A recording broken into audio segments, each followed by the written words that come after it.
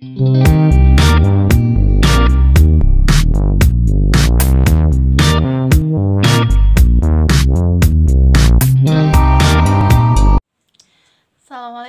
warahmatullahi wabarakatuh. Ketemu lagi sama Bulia Isnaini di pelajaran IPS. Nah, untuk pertemuan kali ini atau di video kali ini, Ibu akan membahas peninggalan-peninggalan dari kebudayaan Hindu dan Buddha. Kita simak yuk penjelasannya. Peninggalan-peninggalan masa Hindu dan Buddha. Yang pertama, ada candi dan stupa. Candi dan stupa didirikan sebagai tempat pemujaan dan ada juga yang dibuat sebagai makam. Perbedaan candi Hindu dan candi Buddha. Yang pertama, dilihat dari fungsinya. Untuk candi Hindu berfungsi sebagai makam para raja Hindu yang berkuasa. Abu jenazah para raja dimakamkan di dalam candi. Sedangkan candi Buddha berfungsi sebagai tempat ibadah pemujaan para dewa. Perbedaan candi Hindu dan candi Buddha yang kedua dilihat dari strukturnya. Untuk candi Hindu terdiri dari 3 bagian. Yang pertama adalah Burloka, bagian dasar candi yang menyimbolkan dunia fana. Yang kedua, Bufarloka, tubuh candi yang menyimbolkan dunia pemurnian. Yang ketiga, Svarloka, bagian atas atau atap candi yang menyimbolkan dunia para dewa. Yang berikutnya masih dari strukturnya, yaitu candi Buddha. Sama, terdiri dari 3 bagian. Yang pertama disebut Kamadhatu, bagian dasar candi yang menyimbolkan manusia yang identik dengan penuh dosa. Yang kedua, Rupa Datu, bagian tengah candi yang menyimbolkan kehidupan di dunia yang fana yang penuh dengan nafsu. Yang ketiga, Arupa Datu, bagian atas candi yang menyimbolkan manusia yang telah mencapai nirwana. Perbedaan candi Hindu dan candi Buddha yang ketiga dilihat dari bentuk puncaknya. Untuk candi Hindu disebut ratna, bentuknya meruncing. Sedangkan candi Buddha disebut stupa yang bentuknya tambun atau gemuk. Perbedaan candi Hindu dan candi Buddha yang keempat adalah arca candinya.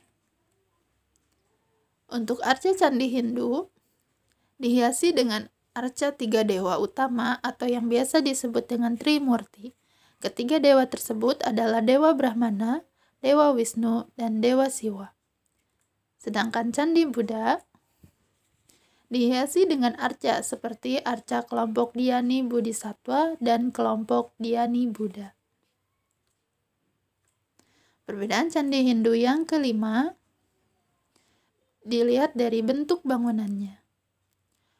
Untuk candi Hindu, bentuk bangunannya lebih ramping, sedangkan candi Buddha bentuk bangunannya lebih tambun atau gemuk, atau kita bisa sebut juga lebar.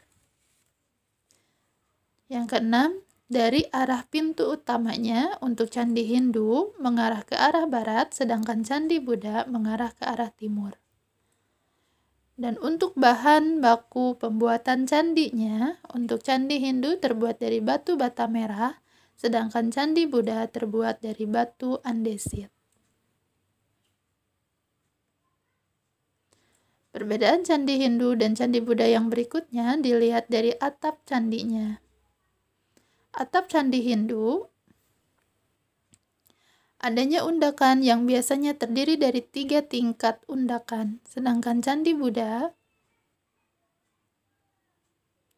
1 tingkatan yang terdiri dari undakan berukuran kecil namun jumlahnya banyak dan membentuk satu kesatuan dan bentuk lengkungan yang halus.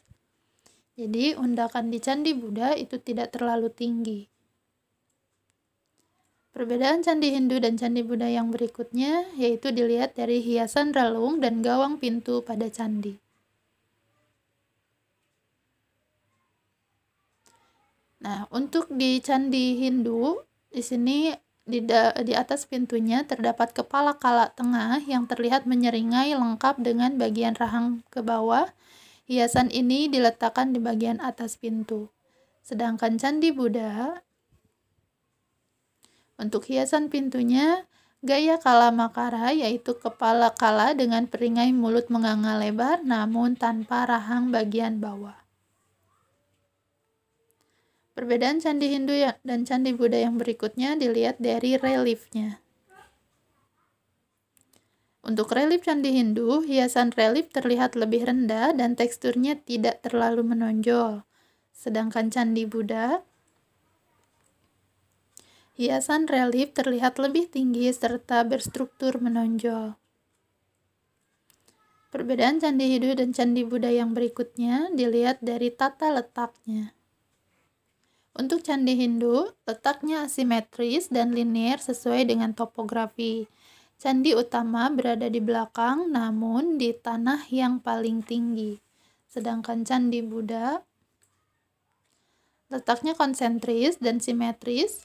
Candi utama terletak di bagian tengah kompleks candi dan dikelilingi candi-candi kecil. Nah, untuk candi dan stupa, contohnya yaitu untuk Candi Hindu ada Candi Gedong Songo, lalu ada Candi Dieng, dan Candi Prambanan. Sebenarnya masih banyak yang lainnya lagi, cuman tidak disebutkan satu persatu di sini. Mungkin kalian bisa lihat di sumber-sumber lain untuk contoh Candi Hindu yang lain. Nah, untuk contoh Candi Buddhanya, sini ada Candi Borobudur yang paling terkenal ya. Lalu ada Candi Mendut dan Candi Sewu.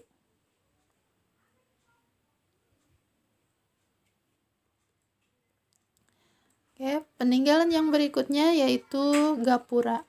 Nah, Gapura adalah bangunan berupa pintu gerbang. Mungkin kalian sering lihat ya, ada gapura-gapura di setiap jalan desa ataupun jalan kampung. Nah, itu adalah adaptasi dari peninggalan masa Hindu dan Buddha. Nah, gapura di sini terbagi menjadi dua bentuk. Yang pertama adalah gapura paduraksa. Nah, gapura paduraksa ini adalah gapura yang memiliki atap dan memiliki pintu. Sedangkan gapura bentar, ini gapura yang seperti candi yang terbelah. Nah, kalau kalian lihat di daerah-daerah perbatasan biasanya dibatasi seperti ada gapura. Nah, seperti contohnya gapura bentar, tidak ada atapnya gitu. Yang berikutnya peninggalan masa Hindu Buddha yaitu petirtaan. Nah, kalau dengar kata tirta berarti berhubungan dengan air. Petirtaan adalah pemandian suci di kalangan istana. Biasanya sering digunakan untuk mandi para raja ataupun selirnya. Yang berikutnya adalah patung atau arca. Bentuk patung Hindu umumnya berbentuk dewa-dewi, tokoh, dan makhluk mistis. Lalu yang berikutnya bentuk patung Buddha menunjukkan Sang Buddha Gautama yang tampil dalam posisi yang berbeda-beda. Di sini setiap posisi menyimbolkan sesuatu. Nah, bisa kalian baca di sini ada posisi-posisinya.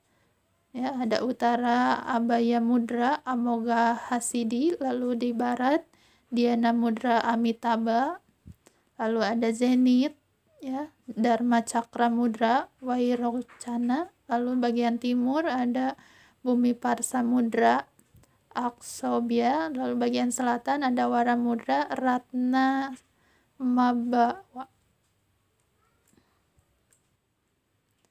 Nah, peninggalan yang berikutnya yaitu relief. Relief adalah seni pahat pada dinding suatu bangunan atau candi. Kalau kalian ke Candi Borobudur ataupun Prambanan, kalian pasti di dinding-dindingnya itu melihat adanya relief. Nah, dalam relief ini pahatan-pahatan ini biasanya menceritakan sesuatu. Tergantung, kalau Candi Hindu biasanya yang diceritakan adalah kisah-kisah dari Ramayana, sedangkan untuk di Candi Buddha ini kisahnya adalah tentang Sang Buddha yang melakukan perjalanan. Lalu peninggalan yang berikutnya adalah prasasti. Nah, kita sempat membahas prasasti di awal ya. Prasasti itu adalah tulisan pada batu yang memuat informasi. Yang berikutnya adalah kitab. Kitab merupakan karangan berupa kisah, catatan, laporan tentang suatu peristiwa atau sejarah. Nah, gimana penjelasannya? Sudah bisa dipahami ya? Oke, untuk video kali ini Ibu cukupkan sekian. Kita nanti ketemu lagi di video berikutnya dalam kebudayaan masa Islam. Oke, Ibu tutup videonya kali ini. Assalamualaikum warahmatullahi wabarakatuh. Tetap sehat.